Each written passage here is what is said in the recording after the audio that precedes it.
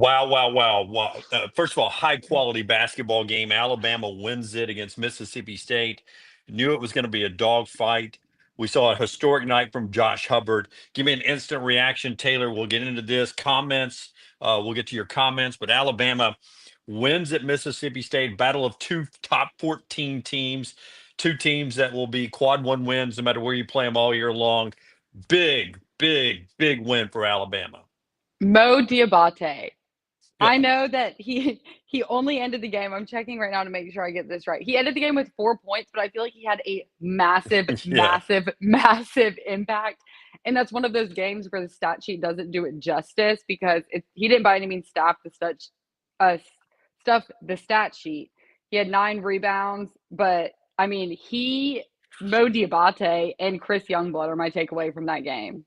Yeah, so clutch. Let's start with Mark Sears, though, who came back from missing the second half in the last game. He starts off in the first half, 5:36. He finally hit a three. Before that, though, had 3 rebounds, had 5 assists. He stuffed the stat sheet all night. He was 3 of 5 from three. He had 6 rebounds. He had 9 freaking assists tonight, 17 points. That was some of the best action Alabama ran when Sears was drawing the attention and then kicking it to other people like Chris Youngblood, who had a big night.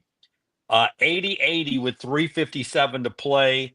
It was back and forth. You can't get far into this game without talking about Josh Hubbard in a losing effort. The kid was shooting 50% from the floor, and there were moments there was no answer for him. And then at the end, Diabate forcing the pressure where he dribbles it off of his knee, and that was the biggest moment in the game there in the turnover, as you said, forced by Diabate there. Yeah, Mark Sears. So I looked after what happened last weekend. I looked because we started talking about, how will he respond after the struggle earlier this season versus Illinois. These are his games following the 0 point outing. He had 24 points versus Houston, 24 points versus Rutgers, 11 points versus Oregon, 20, 27, 23, 16, 20, 22, 22, 27, 11, 24, 21. Like, Yeah.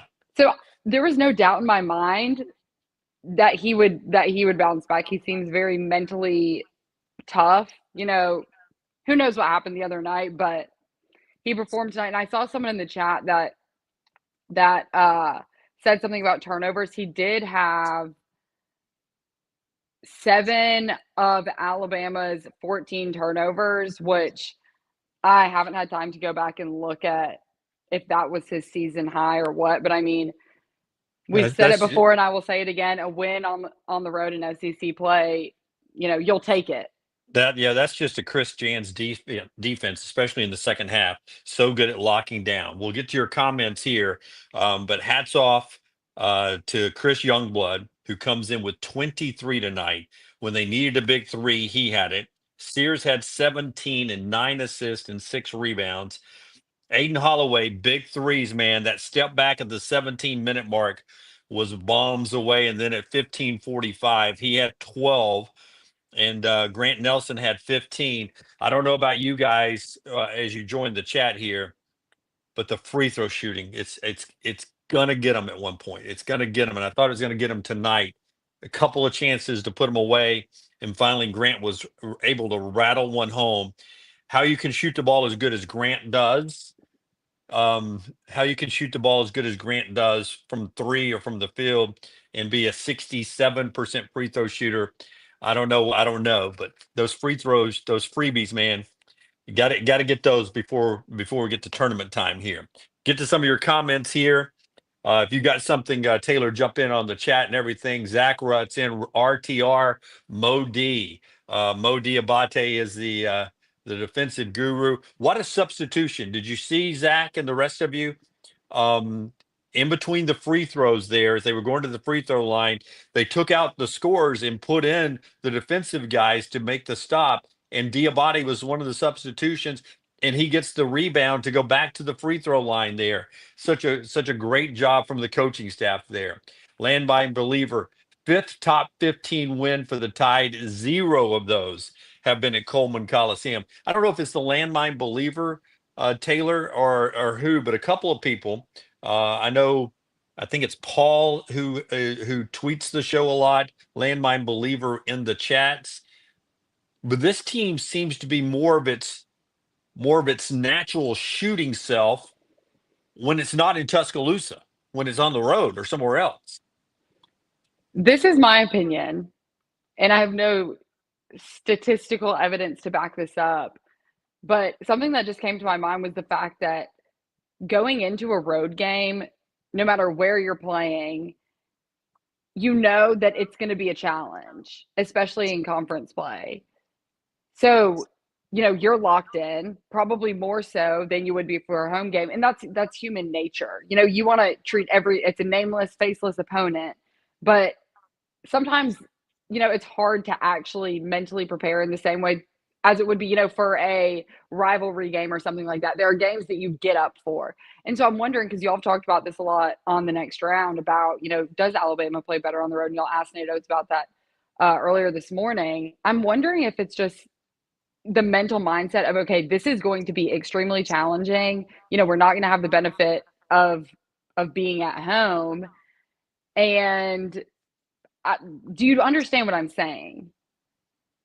Yes, I do. That they're good on the road. Sometimes you circle the wagon and all that. I don't know what landmine believer's talking about here.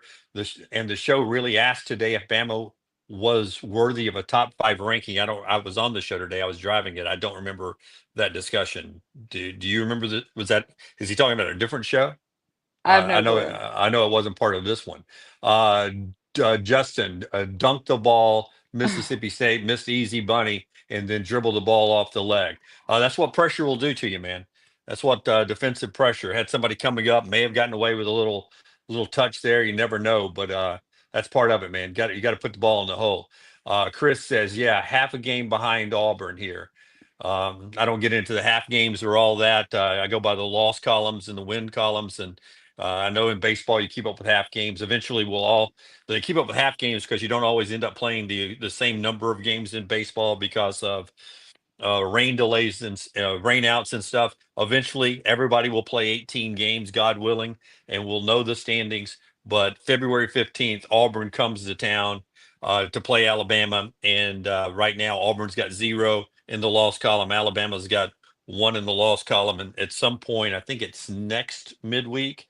Alabama plays Saturday, and then they don't have a midweek game, and then everybody will be back to even on the number of SEC games there. So if there was a six man of the year award, does Mo D get it? For Alabama, yes. There would be everybody's got a six man, but he's a big one for the Tide right now. Um, and I don't guess necessarily he's always the first guy off the bench.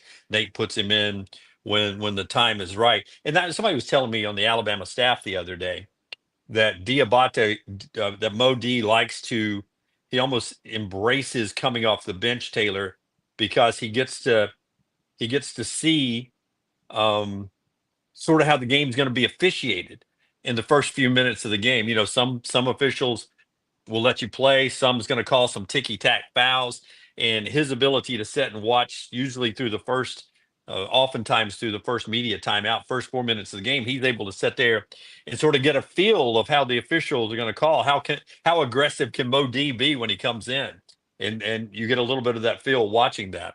I know there are a lot of people that are pushing for Mo D to get into the starting lineup over Jaron Stevenson. I went back and looked just to remind everybody because I had a couple people using foul language on Twitter tonight about Stevenson. Um, you were not saying those F words about Stevenson when he dropped 19 on Clemson in the Elite Eight game last year to get you to the Final Four. So you can want to change the lineup if you want to, but to trash somebody in a chat or in a timeline who's on your freaking team, I don't go for that at all. Zach says, got my hand slapped at landmine, but you know how the other two guys are going to break down the game. I don't know what you're talking about there, Zach. Anyway, I'm going to skip Zach because he's always talking about stuff I don't know. 88 on this defense. I thought Lance said it couldn't happen. Um, I don't know again what he's talking about there. 88 points is what this team does. 89 is where Alabama's average, I believe it was coming into this game. And to do 88 against a Chris Jans defense. He's one of the best defensive minds, and especially in the second half. The amount of points they were able to score there in the second half after he was able to go into the locker room 44-39, and for them to put 44 in the first half, give Jans a chance to get on the dry erase board and still put 44 on him in the second half. Just a massive effort from Alabama tonight. I have a question for you. Okay. So I went through as the game was winding up and looked at just opponent. I don't know what the uh, average that Alabama's been allowing for the whole season, but I looked. They have oh my gosh, I just lost it. 11 80+ point games defensively. 11 games allowing 80+ points. Right. How much of a concern is that to you? Because they allowed 84 tonight. Obviously, they were able to outscore Mississippi State, but do you think that It concerns Nate. It doesn't concern me because I'm not the coach. If you give up 84 and you score 88, I don't care. It was yeah. a tremendously entertaining basketball game. Oh my gosh, yeah. Nate wants defense. Nate wants defense, obviously, but in a game like that, I was really happy that Alabama dictated the style of play, right? It wasn't Right. a like you see Tennessee drag you into the mud to make it a 50-something game. Um, Alabama kept doing the pace. In the first half, I wrote this down. Alabama, there have been some games this year, Alabama shot 21 threes or 20, just shot 21 threes in the game or 23 threes. Go back and look at the Ole Miss game where Ole Miss dictated and Alabama didn't even get up a lot of shots, period. I think I had Alabama shooting 19 threes in the first half. I think they made 7 of them, but they shot 19 threes in the first half. So that told me tonight that against Chris Jans and at Mississippi State defense, because they're big and athletic and they play great D, that Alabama was able to dictate and play their type of basketball game. Keith with a great point. Grant shot over 80% last year from the line. I don't know what's wrong with him this season, down into the mid 60s, 67%, somewhere around there right now. Which I mean, he needs to be in the 80% mark. But I'm not going to sit here and nitpick about after a big road win against the number 14 team in the country. Jonathan gives a big roll tide as he hops in. Nick says Tide finding ways to win no matter how games are officiated. Impressive adaptability. That's what I like. I applauded Auburn because of the way they were able to win in that Tennessee game on their floor when it wasn't their pace. And I like this Alabama team a lot. Love this Alabama team. They're now 18-3. They're now 7-1 in the SEC, and they Undefeated score. on the road in conference play. Them and Auburn are the only undefeated teams left in the SEC, and Alabama's done it at Rupp. They've done it at the Hump now, and they've done it in College Station. Those are 3 tough places to win on the road. I can't think of the 4th one right now that they won on the road at right now, but those 3 places are 3 really tough places in the SEC to get a win. And I know they've won 4 on the road, but the other one is slipping my mind right now. But it's a South it's Carolina, it did you mention? I was don't know if I you did mention South Carolina. Okay, so South Carolina is the other one. This team so deep and they throw so many different punches at you. And the way Youngblood is getting better and better every game can only help this team. And boy, I loved Aiden Holloway and what he's doing right now. But Chris Youngblood's a guy you knew, Taylor. You'd mentioned this before the season when he wasn't playing, how good he was at South Florida. And you were just waiting for him to be this good offensively. Yeah, and that's something that Nate Oates has mentioned after he returned because he had a foot injury, ankle injury that, sidelined him for the majority of the preseason. And Nate Oates said, it's going to take him a second, first off, just to adjust to getting back into basketball shape. And second, to adjust to the speed of play in the SEC because he is a transfer portal guy and there's an adjustment. And he seems to be hitting his stride right now. Yeah, I will tell you that you have Zach talking about 1-2, 1-3 matchup. Timothy talking about that coming up on February 15th. A lot of basketball to do before you get to that point. But in today's bracketology, Auburn's the number 1 overall, Duke's number 2 overall, Alabama's number 3 overall, and more than the AP poll, you know That's what matters the most. Like I think Alabama would have lost if they had lost this game tonight. I still think they'd have still been safely on the one line. They wouldn't have lost their number one seeding in the next bracketology or whatever. They've got a little wiggle room there to where they could have lost a game or two down the stretch here and still be a one seed here. But we are going towards February the 15th on a collision course for Auburn and Alabama. And maybe with them both playing um, peak at their peak. And we'll get two of those in the regular season and maybe some more in the postseason. But it could not be a better time. Could not be a better time to be a basketball fan in this state. And this No. Alabama team is so fun. Keith pointing out what you're talking about. Youngblood starting to shoot his career percentage from three. That's it. We know what this guy usually shoots from three. And what you were talking about with that ankle, he's now, man, his release tonight, and I know all of you in the chat will agree with me here. His release tonight, the catch shot and getting it up quick just gets faster every game. And that's what Keith and everyone's talking about. And you were talking about his health is got where his footwork now is back to where it was, fast into quick release. Really good. Steven says they're figuring out that Holloway, Youngblood, and Sears need to take 80 to 90% of the threes. I don't disagree with that, but that's not the way Nate Oates coaches it. Like Grant Nelson hit a huge three to put them up 83-80, I believe it was. So, I mean, I don't think you want to start paring down anybody hitting threes Mm-mm. here. That game was a rock fight. RMFT. I know what it stands for. Fish. Good evening, little T. He says, Good "Hello, Dunaway." evening. Oh, it gives me a roll mother. I Dunaway. Okay, I get it now, Zach. Thank you. Not always the best reader there, especially when I've got to do abbreviation. Ross, echoing what you said, Taylor. Roll Tide, roll a win on the road in the SEC is always tough. And now Alabama gets a Georgia team at home on Saturday. On Saturday, Auburn goes on the road to Ole Miss, and if you missed our Auburn show earlier, we did that a little bit early. Okay. Yeah, I am. I get a little excited after a big win. Some of the other fan bases in here on the post game. Prentice says, "Lucky Bammers." I don't know that the 2-pointer at the bucket there would not have ended the game even if he made that. So. Yeah, that kid is not going to sleep tonight. Yeah, no, it was a tough one. Blake, it was first 15 minutes or so. Jimmy D asked if there should be, if they should be ranked number 3. Hmm. I'll go back and watch it. I think I may have not communicated myself better. And he will go back and watch it. No, I will. I may have been, is this the number 3? No, I was saying, yeah, when the bracketology came out, I said Alabama's the number 3 overall seed. I asked LT for his opinion. Is this the number 3 team in the country? I remember what you were saying. I don't think we were saying they were not, if that's what you guys were saying. Hunter, game day will be sure in Tuscaloosa on the 15th. Hey, if that happens, I called it weeks ago. Yeah. Yeah, I mean, if it does happen, hard to imagine it's not going to be there right now, especially if you have 2 top 3 seeds. Landmine Believer, man, or Youngblood with Wrightsdale, this would be something else. For those that don't remember, Latrell Wrightsdale, and correct me if I'm wrong, Chad, probably the most consistent, purest 3-point shooter on the team.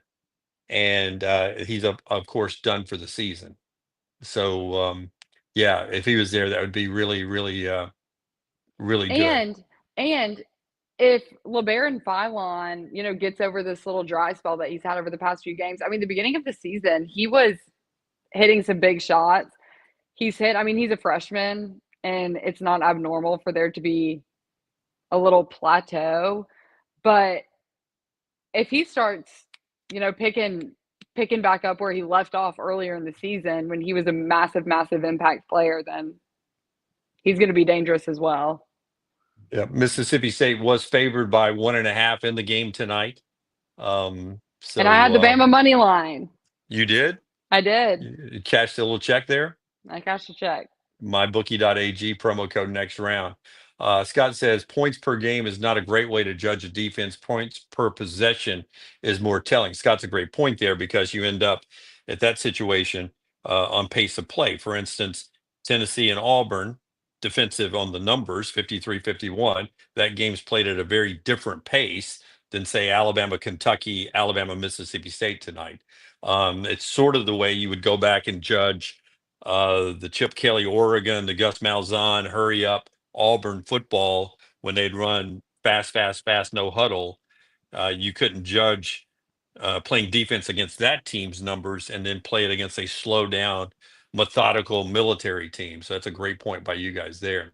Alabama's depth is too much for most teams.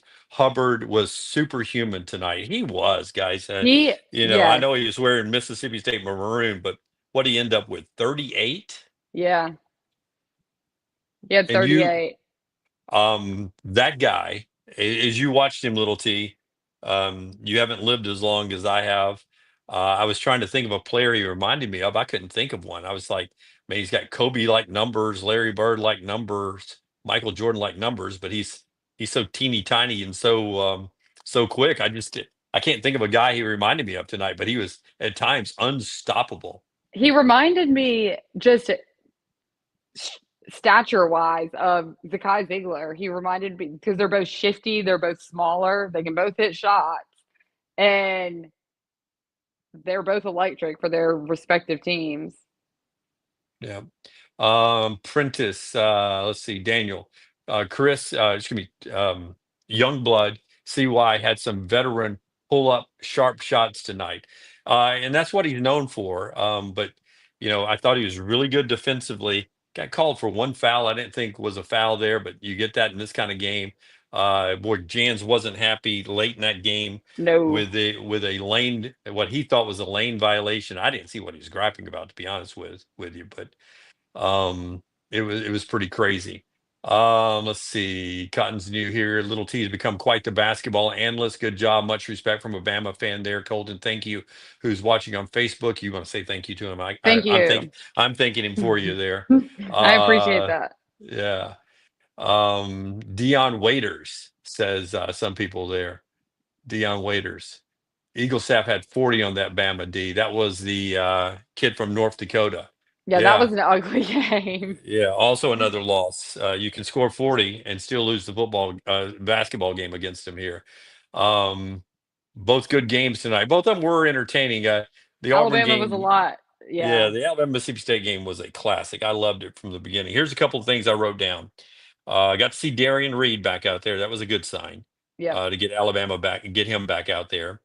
Um, we talked about Youngblood. We talked about Aiden Holloway.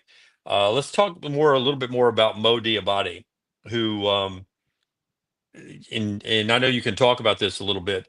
He's so versatile, and our man Richard Hendricks brought this up on the broadcast that at times when that one brief moment, and it was a short moment. Thank God that Hubbard was in the locker room from 5:23 to 2:50 in the first half, getting that ankle retaped. But there was a moment when Hubbard had been slowed down a little bit, that it was actually Mo Diabate who was covering him. He covers the little guy. He can cover the big guy. That guy's become a Swiss Army knife on defense. He's always been that, but he's even better this year than he was, say, last year. And I feel like guys like him that, they have the effort plays, a lot of the effort plays tonight for Mo D. But when you look at the stats, like if you're not really paying attention to what's going on or listening to the broadcast and you just go back and look, like he had a massive, massive, massive impact on this game. He had 4 points, whatever. The turnover on the last possession, we talked about it at the very beginning of the show. He caused that. The And I offensive feel like, rebound on the missed free throw. yes, He the he offensive he rebound on got the missed that. field.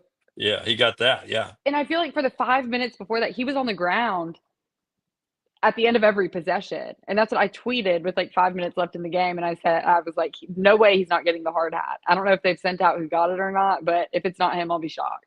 Yeah, I have not seen that release yet. If you've seen it in the chat room, let me know. Um, Steven says Hubbard reminded of Eric Bledsoe tonight, Kentucky and NBA player Eric Bledsoe from Birmingham, actually.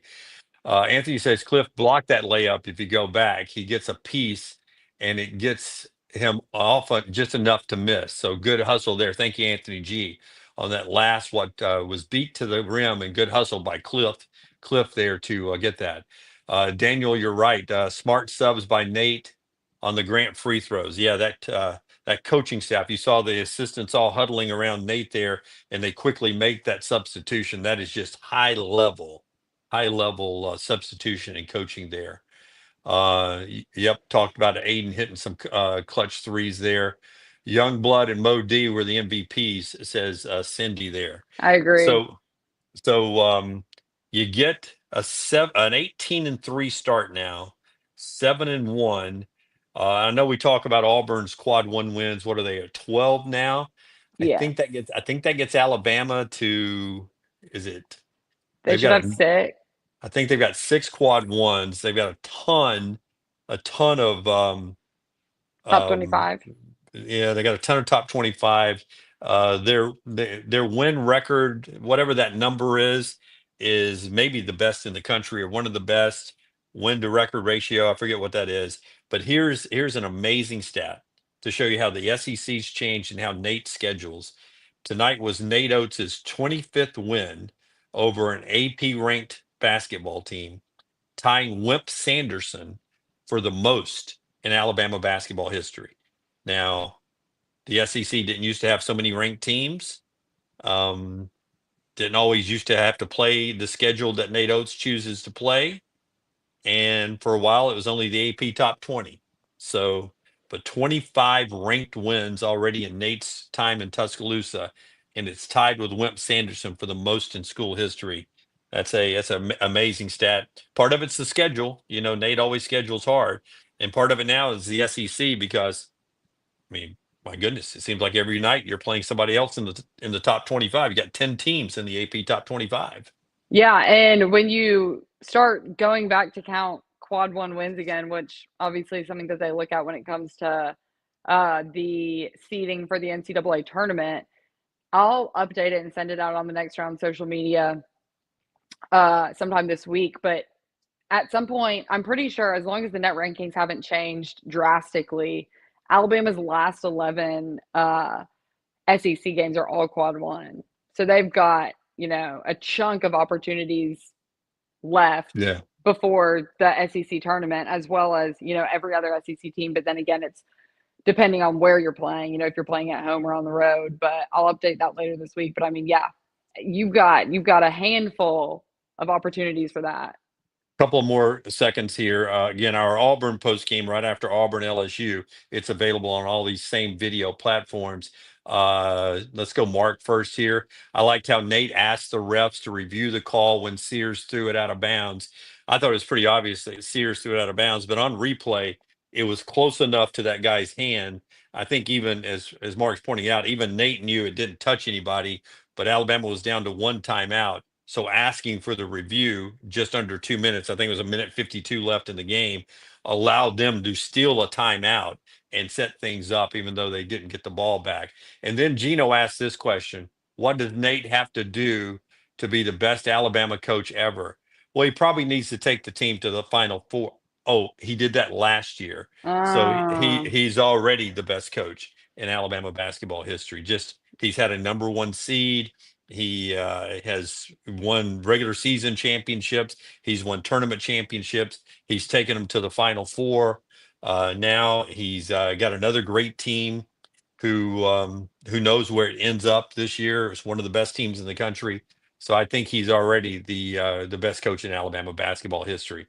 Wimp Sanderson did a lot of great stuff, and Wimp's right there. That's who Nate passes. But Nate is much like Saban passing Bear Bryant. Nate has passed Wimp, and I think he's the greatest coach in Alabama basketball and it history. didn't So take long. yeah, I think he's already done that. All right. Thank you guys for jumping in with us. We'll do it again on Saturday. I think Auburn Ole Miss is at 1, and then I'll be at the Correct. Georgia Alabama game at 3. So we'll jump on right after the Auburn game, and then we'll do it right after. We'll do separate again on Saturday, an Auburn post and an Alabama post, separating that so we can give some equal love to Auburn and to Alabama, and not have to intertwine them, which was making my head break sometimes trying to move back and forth between two games. If they go on at the same time, there's nothing we can do like on Saturday night. But Right. I'll say it here again, like I said at the end of the Auburn one.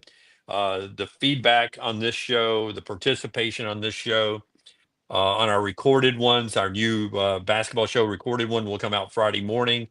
It has blown me away. I think I speak for you too, Taylor. You feel the Yes, same way, right?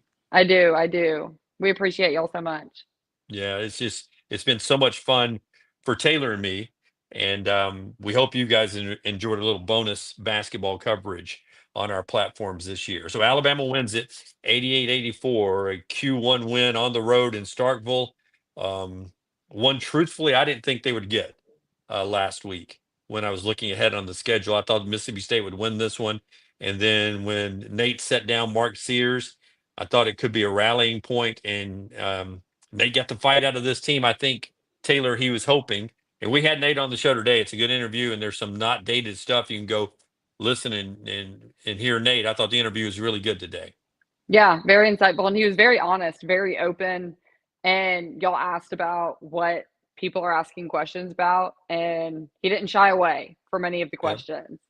Yep. And he had a thought about Dan Hurley too, maybe being the most hated coach in America, his buddy Dan Hurley. All right, that's the show tonight. Enjoy the rest of your evening on a winning night for both schools, and we'll be back live 9 a.m. Central Time on Thursday morning on the next round. See you, everybody. Bye, guys.